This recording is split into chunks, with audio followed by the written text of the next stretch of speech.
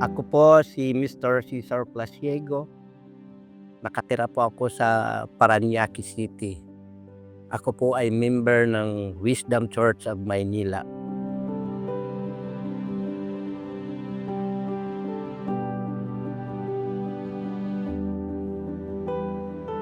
Ang nangyari po sa akin, ako po ay kinagat ng aso.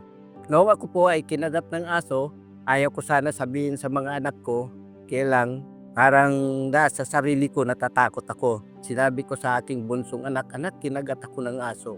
At agad naman sinabi ng bunso ko kay kuya niya na, kuya, kinagat si papa ng aso.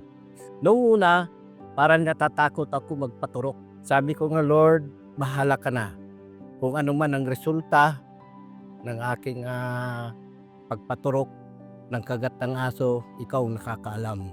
Tapos nagsabi ang doktor na, tatay, magpalaboratory ka sapagkat mataas daw ang uric acid at saka creatinine.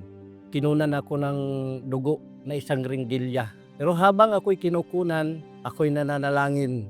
Nasabi ko, Panginoon, nililihan ko ang aking ringgilya habang ako'y kinukunan ng dugo. Sabi ko, Panginoon Diyos, itong dugo na to ay wala silang makukuhang karamdaman o sakit man sapagkat ako ay anak ng Diyos. Noong binuksan ko na ang aking resulta, praise God, nakita ko doon normal.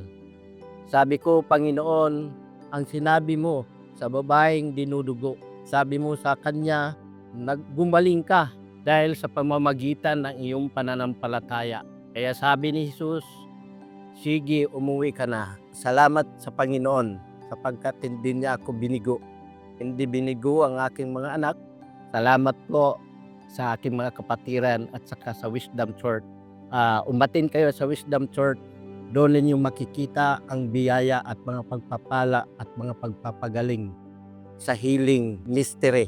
Yun ang aking naranasan na ako po ay gumaling. Maraming salamat po.